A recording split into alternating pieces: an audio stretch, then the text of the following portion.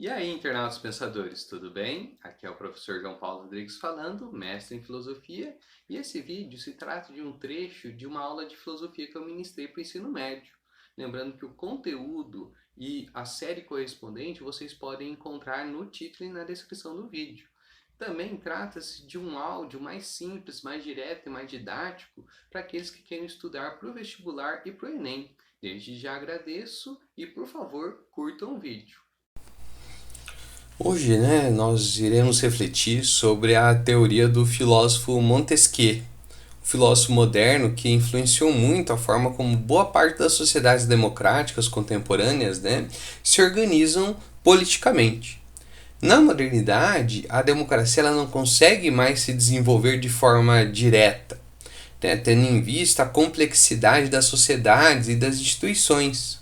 Então, agora com a ideia de nações, países, Portanto, a forma mais aceita da democracia moderna, é a representativa, onde a ação de governar e legislar é realizada agora, através de um grupo de representantes que são escolhidos pelo povo através da maioria dos votos, devendo representar assim a vontade e o interesse dos cidadãos.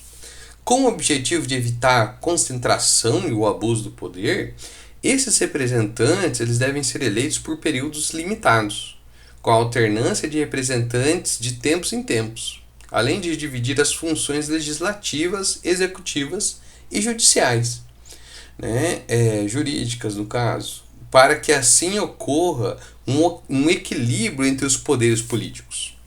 Tal divisão ali dos poderes políticos foi desenvolvido detalhadamente por esse filósofo francês chamado Charles Louis de Secondat, o também chamado Barão de Montesquieu.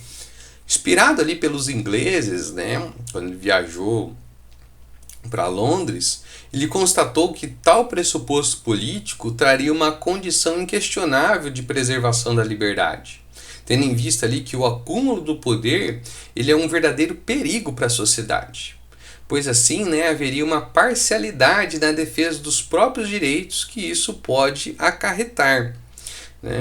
A sua teoria política, conhecida como teoria dos três poderes, ele foi adotado atualmente na política brasileira. Ela traz uma ideia de uma representação política equilibrada, na qual o poder político deve ser repartido em três instâncias: o poder legislativo, o poder executivo e o poder judiciário, que traz como essência a ideia de que o poder regula poder. O poder legislativo ele é encarregado então pela elaboração das leis, que podemos pegar aí para os representantes como os vereadores, deputados e senadores. O poder executivo, por sua vez, ele tem o objetivo de pôr em prática as leis aprovadas, como é o caso dos prefeitos, governadores e presidente.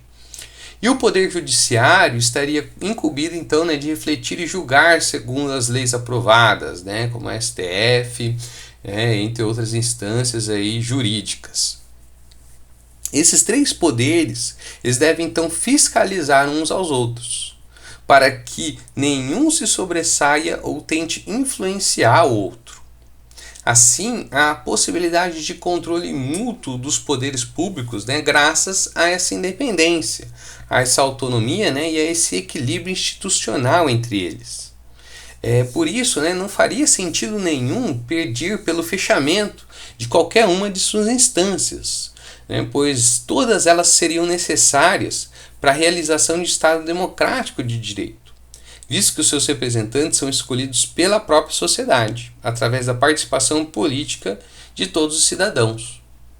Então, Montesquieu foi ele que começou a compreender a abordagem científica das leis, pois em sua reflexão acerca ali das estruturas e o caráter das leis, nasceu então um interessante conceito de liberdade, o de que a liberdade então consiste em fazer tudo o que as leis não proíbem.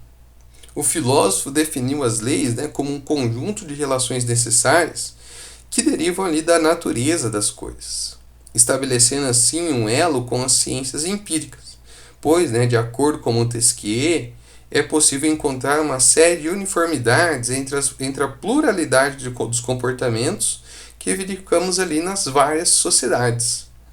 Montesquieu, então, tinha como objetivo compreender o espírito das leis, ou seja, compreender a relação entre as leis positivas e os elementos particulares e próprios dos diferentes povos.